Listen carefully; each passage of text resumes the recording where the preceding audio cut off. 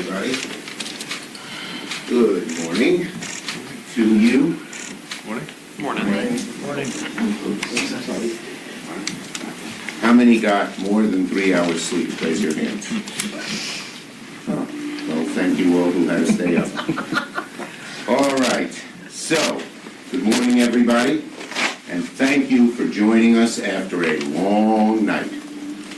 Today, after not just a long night and weekend, but after months of work, we can say it's been worth it.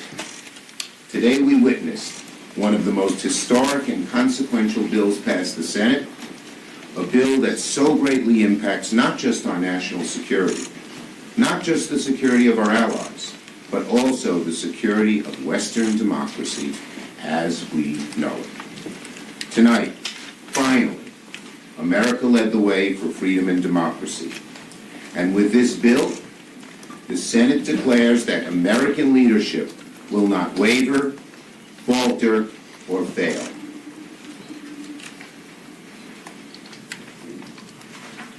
Today, the Senate keeps its word to Ukrainians in need, desperate need, of supplies and ammunition, to innocent Palestinian civilians in need, so much need, of relief, to Israelis in need of support, and to U.S. service members on patrol in the Indo-Pacific, the Red Sea, and around the world. Today, we sent a clear bipartisan message of resolve to our allies in NATO.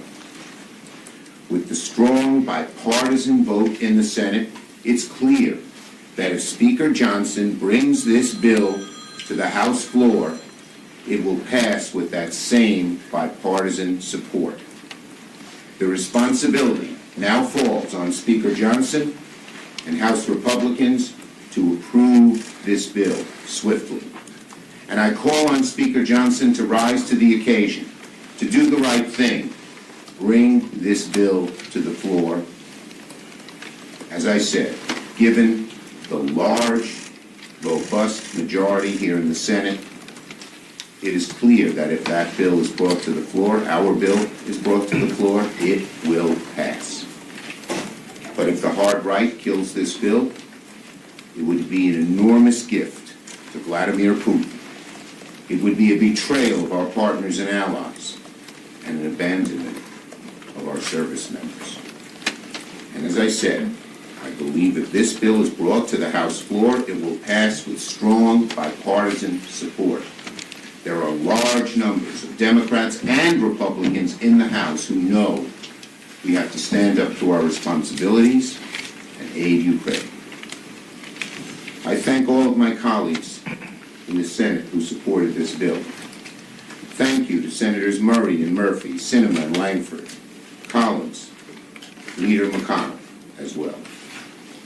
And thank you to all the senators and staffs who worked through Thanksgiving, Christmas, New Year's, and even the Super Bowl to get this done.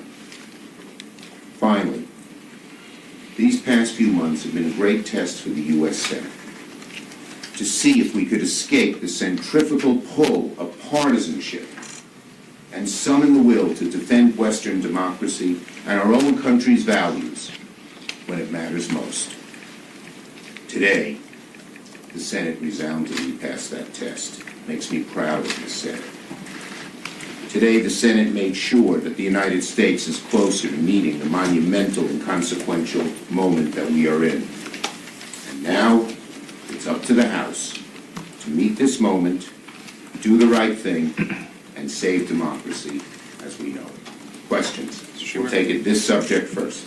Mr. Leader. Ryan, go Bills. Go Bills, yes. Next year. You're wearing your Ukrainian outfit. Not on purpose, but okay. Mine's on purpose, as you can probably tell. Speaker Johnson has already put out a statement that it seems to have a degree of skepticism with this package. Will you speak to him directly? And if you do talk to him directly, what will your message be? My message, I would hope to speak to Speaker Johnson directly. And my message is, this is a rare moment where history is looking upon the United States and seeing if we will stand up for our values, stand up to bullies like Putin, and do the right thing. I will say to Speaker Johnson, I am confident that there's a large majority in the House who will vote for this bill. I am confident there are many Republicans in his caucus, I know, I've spoken to a whole bunch of them, who feel strongly we ought to pass this bill. And I will urge Speaker Johnson to step up to the moment and do the right thing. Yes. Do you think it's time for the White House and Speaker Johnson to negotiate pretty much similar to what the Senate did, but with those two parties involved instead? I think the House should pass the Senate's bill. It's been through lots of negotiation. It got a large, robust vote, 22 Republican votes in the Senate. They should pass this bill. Senator Schumer, are you ruling out adding any border security language to this bill, either through amendment in the House or conference negotiation? Are you Look, ruling out adding any The new bottom border line stuff? is, this bill passed with a robust majority. We need to get aid to Ukraine quickly. We cannot dither for another 3-4 months. And the quickest and best way to do it is pass the Senate bill. We Democrats were willing, as you know, to go many steps in the direction of a strong, tough border bill. Democrats were willing to support a bill supported by the Wall Street Journal editorial page. Democrats were willing to support a bill supported by the Border Patrol Union, which is very much a Republican organization, that was supported by the Chamber of Commerce. And unfortunately, too many Republicans succumbed to the ministrations of Donald Trump. Trump, who said at one point we have to do a border bill. Trump, who said the border is at an emergency. And then, in his own words, for crass political purposes, said, let's delay this for a whole year because it might bring me help in my election. That's not going to wash with the American people. Yes. Mr. Schumer, would you encourage House Democrats and others in the House to use the discharge petition if Speaker Johnson doesn't? I'll leave that. I speak regularly to Hakeem Jeffries, almost as much, maybe as much as I spoke to Speaker Pelosi. And I would, I have great faith in his ability to help engineer getting this bill done. Yes. Given that this funding would take Ukraine funding through the end of the year, how long do you think the U.S. needs to fund Ukraine's fight, and how do you build the coalition, given that this took several months to build for the next round of funding?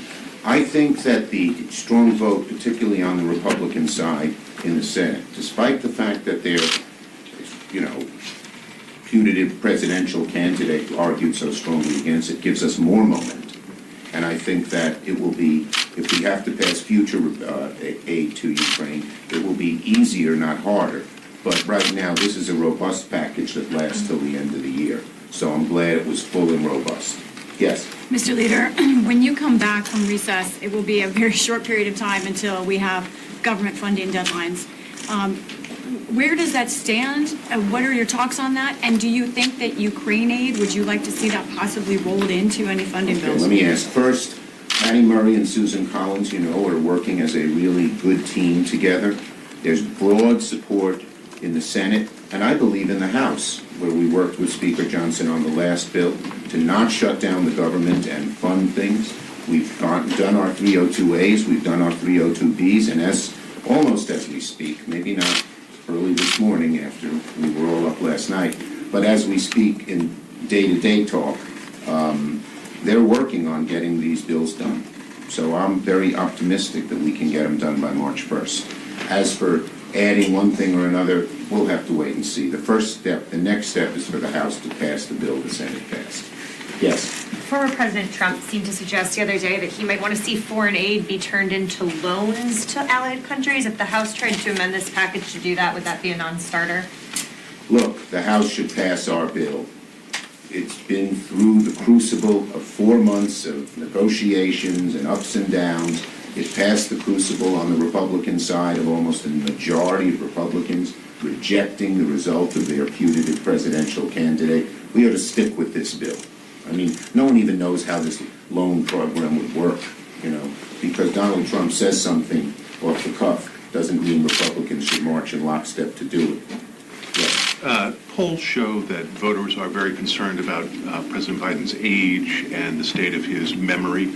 I'm curious, you deal with him a lot. What is your personal sort of observation on that? And what about, your practical political concerns that he might not be able to get reelected because of this? Okay, on the first one, I talk to President Biden, regularly. sometimes several times in a week, or usually several times in a week. His mental acuity is great, it's fine, it's as good as it's been over the years. I've been speaking to him for 30 years since we worked on the Brady bill and the assault weapons ban when I was a young congressman. He's fine. All this right-wing propaganda that his mental acuity is declined is wrong. He's going to win the election because he has a great record, because more and more Americans are seeing that record, because the economy is improving, and because a large number of Americans, including Republicans, fear a Donald Trump presidency for the future of our democracy. Last one. You talked a bit about how Trump was able to influence or attempt to influence this negotiation. Is that something that you're expecting to need to deal with for government funding, everything else this year, the Trump factor? Look, Donald Trump inserts himself almost always for his own political purposes, and it's no way to govern. And I think the American people are getting wise to that.